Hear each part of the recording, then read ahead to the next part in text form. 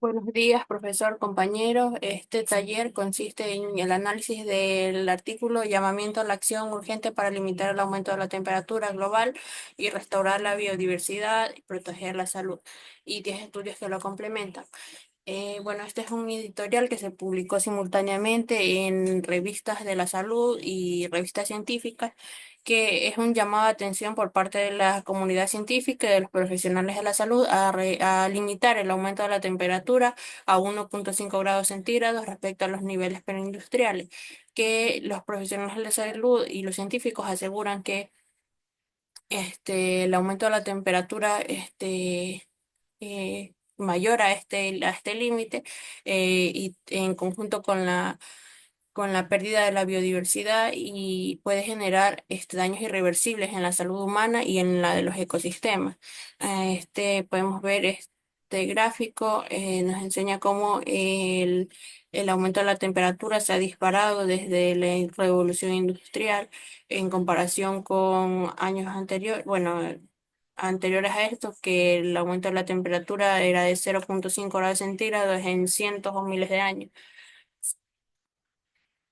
Los autores del editorial destacan las consecuencias que puede tener sobre la salud el calentamiento global, entre ellos que las muertes por calor han aumentado en los últimos 20 años en un 50% en personas mayores de edad, y que habrá el aumento de enfermedades como la deshidratación, problemas renales, infecciones tropicales y complicaciones cardiovasculares y pulmonares. Y que los grupos más afectados son los grupos vulnerables como los niños, los ancianos, las mujeres embarazadas, las personas con condiciones de salud, las minorías como los grupos, las comunidades indígenas. Esto se puede corroborar con otros estudios que resaltan que el calentamiento global tendrá efectos sobre la salud, tanto directos como indirectos. Entre uno de los indirectos tenemos, por ejemplo, que el aumento del nivel del mar, las inundaciones provocadas por el aumento del nivel del mar provocarán la dispersión de parásitos de transmisión hídrica, como el Cryptosporidium, que es un parásito que provoca enfermedades gastrointestinales, enfermedades diarreicas, y bueno, esto contaminará los suministros de agua dulce.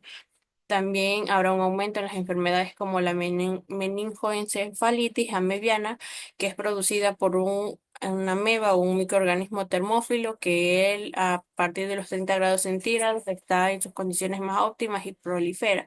Estas enfermedades se verán en localidades o en países donde nunca se había escuchado de este tipo de enfermedades. También otro de los efectos indirectos es que el rango de acción de los vectores de enfermedades aumentará, como el de los mosquitos, las garrapatas, las ratas, aumentarán, y se verán en altitudes más altas este tipo de vectores y de enfermedades que transmiten.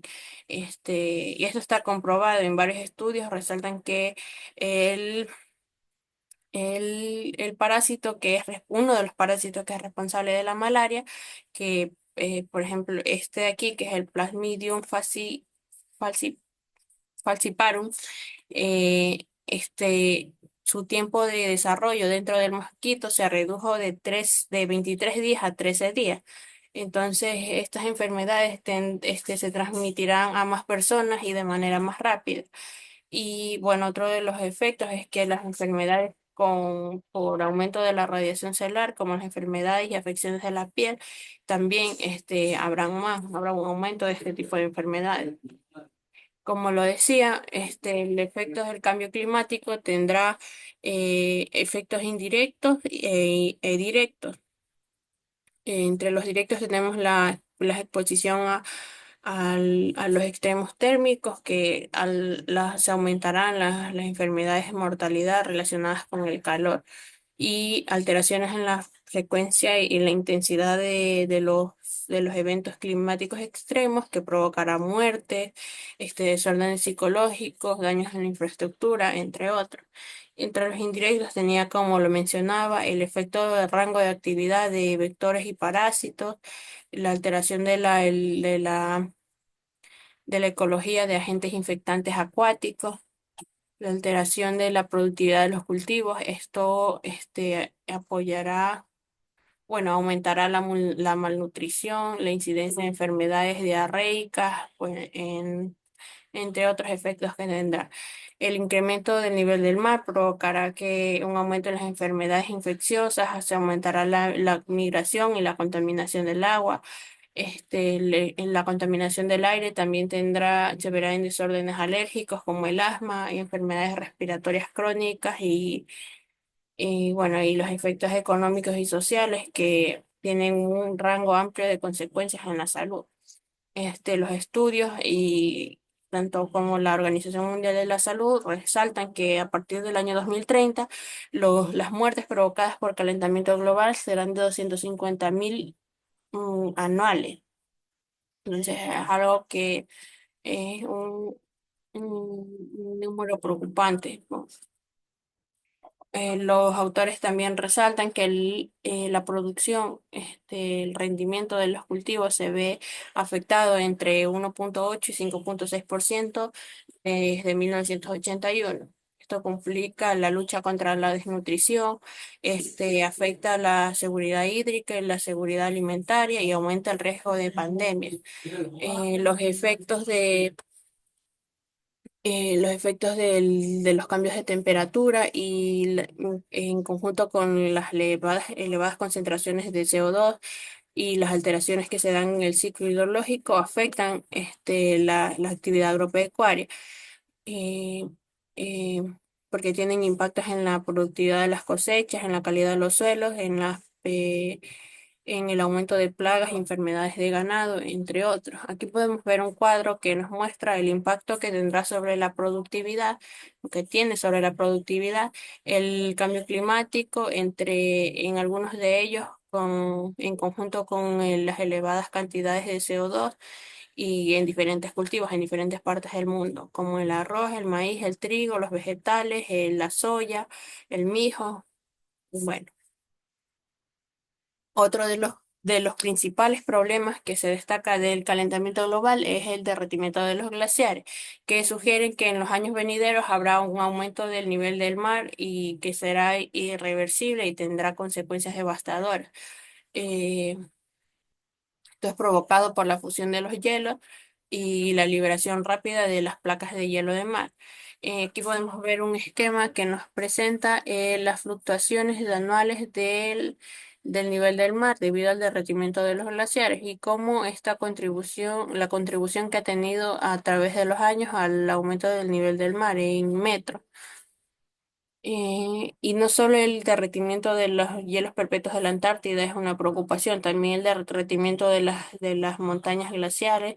Aquí podemos ver que, por ejemplo, los glaciares andinos, el retroceso que han tenido a través de los años, los autores de este artículo ponen un ejemplo muy claro del Kilimanjaro, que es un nevado de África, en el que desde 1930 se ha reducido en un 98%. Esto es algo preocupante, ya que es el mayor porcentaje de nieve, casi se ha perdido. Los objetivos globales no son suficientes. Muchos gobiernos e instituciones financieras se ponen objetivos para alcanzar emisiones netas, eh, al- emisiones cero de carbono para el objetivo 2030, para los objetivos del 2030, sí. Muchos países se proponen proteger al menos el 30% de la tierra y los océanos para el 2030, pero estos objetivos no son suficientes. Los objetivos siempre son fáciles de poner y difíciles de cumplir o de alcanzar. En un estudio resaltan que para limitar el aumento de la temperatura a 1,5 grados centígrados, se debería para el 2030 reducir las emisiones de gases de efecto invernadero en un 45% y para el 2050 alcanzar un umbral cero.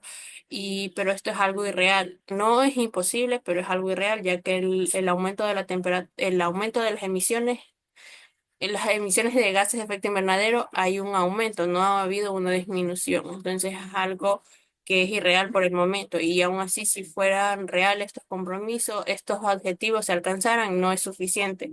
Se estima que si se cumplieran esos objetivos, aún así la temperatura aumentará en aproximadamente hasta 2 grados centígrados, si se cumplieran. Pero si no se cumplen estos objetivos, la temperatura aumentará muchos grados más. El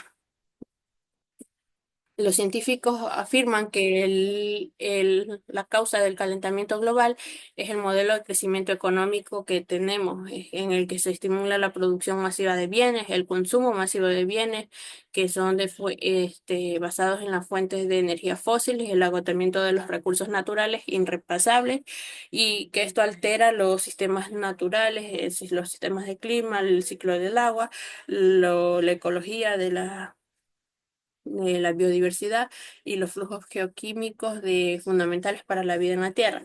Estos científicos proponen que se debe cambiar el término de Holoceno por Antropoceno, ya que el Holoceno, que es la época geológica en la que vivimos, se caracteriza por una estabilidad climática, lo cual no es una realidad porque el calentamiento global es evidente. Y bueno, los mismos científicos que proponen el término de antropoceno, proponen que se debe tener un enfoque de límites planetarios, de 9 límites planetarios, en el que nosotros seamos capaces de medir nuestra huella humana y promover un desarrollo en el que podamos mantener dentro de una zona de estabilidad dentro de estos límites.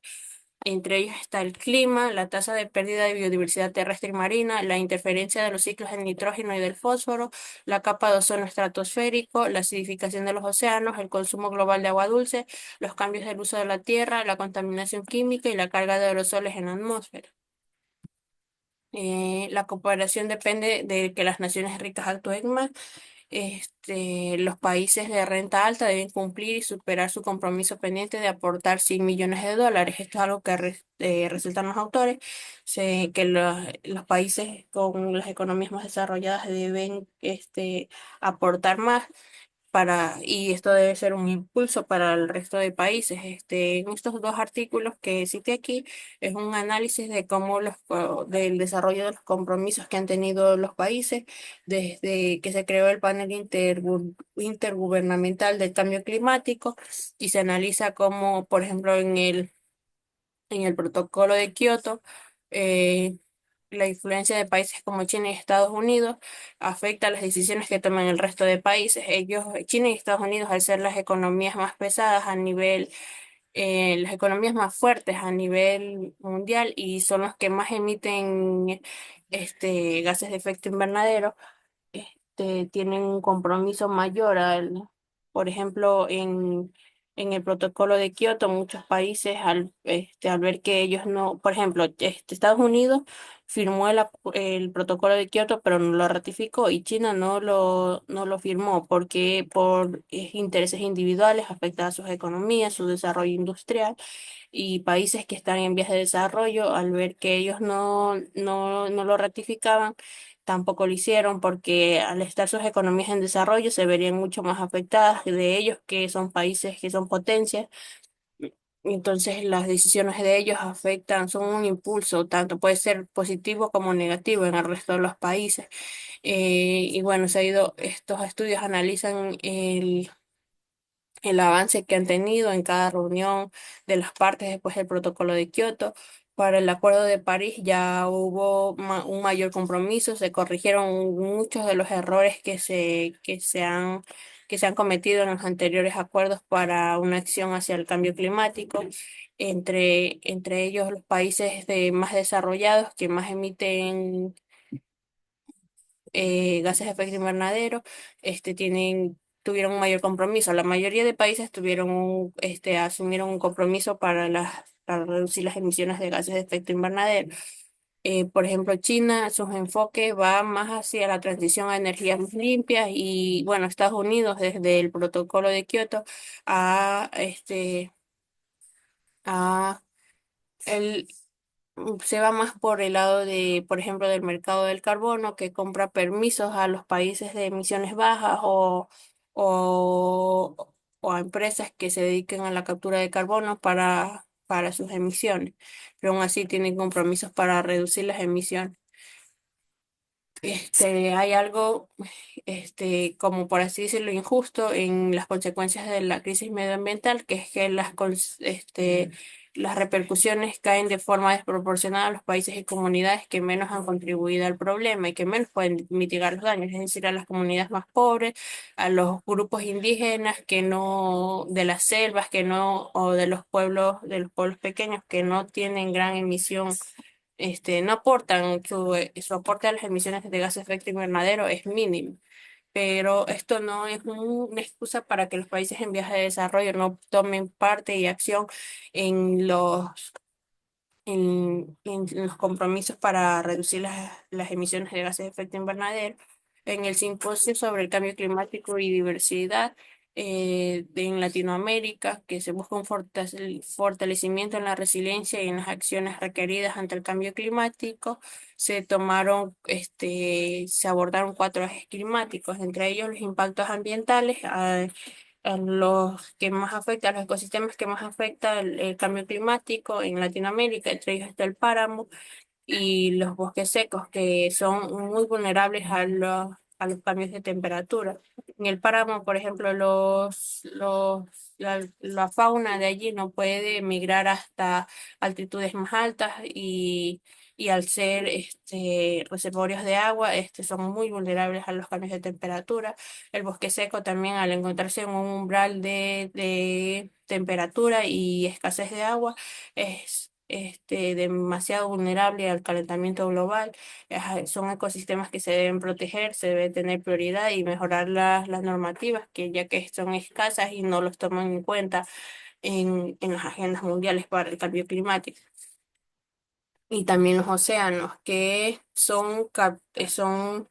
captan carbono de manera natural, y la biodiversidad de los océanos, eh, eh, bueno, es en mayor parte una fuente de proteína y de seguridad alimentaria, por así decirlo, de, de toda la humanidad. Hay que protegerlo. Bueno, el segundo eje temático fue la mitigación, que se debe primero el transporte público, debe haber una transición hacia un transporte limpio. Esto es un gran reto, ya que los transportes, por ejemplo, eléctricos, todavía no son accesibles a todos los países, representan un costo bastante elevado, pero son opciones que se deben empezar a trabajar o bueno, cambiar de enfoque, porque es uno de los principales problemas. También la transición hacia energías más limpias. Los autores de este artículo ponen un ejemplo claro de Costa Rica, que en el año 2016 y 2017, en el año 2016 casi todo el año y durante el año 2017 todo el año usaron solo energías limpias de hidroeléctrica, eólica, solar, de biomasa, usaron energías limpias durante todo el año. Entonces demuestra que la transición hacia energías limpias no es un reto tecnológico, sino más bien un reto político y social, que se debe abordar, pero no es imposible. Y también uno de los principales temas de mitigación es proteger los reservorios de carbono, como los bosques y los océanos. La degradación de los bosques y la deforestación y la degradación de los bosques aporta entre el 10 y el 20% de las emisiones de gases de efecto invernadero. Entonces, los bosques debemos protegerlos y restaurarlos, porque almacenan carbono naturalmente. Y también hay que tomar medidas de adaptación, porque somos la generación que es netamente consciente del cambio climático. Debemos adaptarnos al cambio climático porque los daños los efectos, los impactos que tiene son fuertes. Debemos orientar las decisiones, las políticas, todo hacia una adaptación. Mm, Porque ya no solo se puede mitigar. Entre ellos están las áreas protegidas, que es proteger los bosques, las selvas, los océanos, los ecosistemas que proporcionan servicios ecosistémicos que son esenciales y para adaptarse y mitigar el cambio climático. también los agroecosistemas, enfocar la agricultura hacia un enfoque más sostenible y la salud, los profesionales de la salud y tanto los gobiernos deben enfocar los sistemas de salud hacia una adaptación, teniendo en cuenta todo lo que hemos mencionado del cambio climático y del calentamiento global, los efectos que tiene directos e indirectos para la salud, deben tener en cuenta todo esto para que los sistemas de salud sean resilientes y respondan ante la problemática del cambio climático. Y por último, la comunicación y el aprendizaje, que la gobernanza y la participación ciudadana, reducir las emisiones de gases de efecto invernadero, proteger los ecosistemas, es algo que requiere la participación de todos, desde los gobiernos, las empresas, la ciudadanía. No es algo que se logrará solo por parte de unos y, y, y por parte de otros no. Y la comunicación y la educación es muy importante. La mayoría de investigaciones sobre el calentamiento global y el cambio climático se publican en revistas de prestigio académico y con terminología muy técnica que muchas veces no llega el mensaje o lo que se quiere transmitir hacia las comunidades y hacia los tomadores de decisiones. Entonces es algo que se debe mejorar para que llegue a todas las partes y que haya un interés de todas las partes. Y también uno de los desafíos de la restauración ecológica es que no se ve un beneficio económico. En este artículo se analizan los desafíos que pueden tener la restauración de la biodiversidad. Este estudio es de una comunidad de México que perdió su hogar por una erupción volcánica. Sin embargo, el gobierno le dio un bosque para que lo restaure y vivan en ellos y aprovechen los recursos que se dan en ese bosque. Aquí analizan el costo-beneficio de restaurar este ecosistema. Que analizan los precios de restauración como el transporte, la mano de obra, la compra de semillas o de plantas en viveros y, y bueno, otros implementos que se pueden necesitar para la restauración en contra del tiempo de restauración que se dé. Por ejemplo, en este caso se puede cuantificar el beneficio económico, ya que esta comunidad puede comercializar madera y madera certificada, que es mucho más costosa, pero resaltan los autores que es muy complicado cuantificar los beneficios económicos que puede tener una restauración ecológica, porque cada ecosistema es diferente. En unos puede las especies que se restauran no sean comerciales, los beneficios económicos más se cuantificarían en los servicios ecosistémicos que se prestan, que se obtienen, pero es una tarea bastante compleja la de cuantificar los beneficios económicos de una restauración. Sin embargo, no por eso no se debe trabajar en la restauración de los ecosistemas, sino se debe fortalecer esto porque, como lo decía, los ecosistemas, los bosques son reservorios de carbono, es una de las principales enfoques para reducir las emisiones de carbono, este, proteger los reservorios de carbono. Y bueno, por último, para terminar, en todos los estudios del calentamiento global, de la salud, mencionan que uno de los principales problemas son las grandes ciudades que se en, aglomeran aglomeran gran parte de la población y son fuertes emisores de gases de efecto invernadero. Las grandes ciudades tienen una presión hacia ocupar más espacios, explotar más recursos, producir más alimentos, consumir más agua, consumir más energía, eh, utilizar, emitir más gases de efecto invernadero y, y producir más residuos. Entonces hay un artículo muy interesante que propone un enfoque de tres disciplinas: el ecodiseño, la arquitectura bioclimática y la ingeniería ambiental hacia las ciudades, que las ciudades pueden utilizar y los gobiernos pueden utilizar estos enfoques para mejorar la resiliencia de las ciudades en el cambio climático El ecodiseño, por su parte, trabaja en conjunto con la arquitectura bioclimática que motiva a utilizar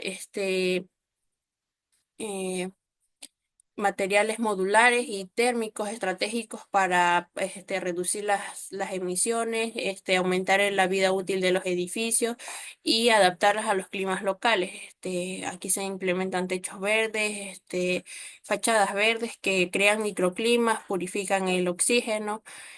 Bueno, sí es un enfoque bastante amplio, que se puede trabajar para la resiliencia de las ciudades y también esto de los microclimas, aprovechar la ventilación natural, la luz natural, puede reducir fuertemente el consumo de energía que se da por calefacción y refrigeración en los edificios, en las ciudades. Y en conjunto con la ingeniería ambiental, con la ingeniería ambiental, que aprovecha propone enfoques de manera técnica en los que los residuos y el, el aprovechamiento del agua sean eficientes. Hay una economía circular, se aproveche todo, no se desperdicie nada. Esto es un enfoque muy prometedor al que deben aportar los gobiernos y también deben eh, promover incentivos a que las ciudades, las constructoras, utilicen estos enfoques.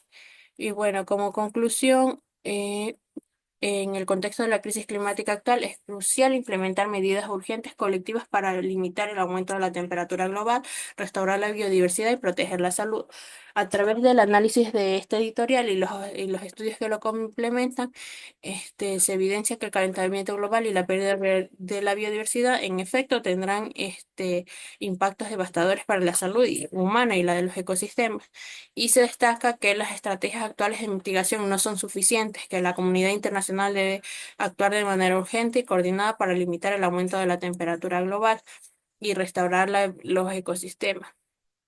Esto, como decía, requiere de cambios profundos en nuestras sociedades, en nuestra economía. El mayor desafío del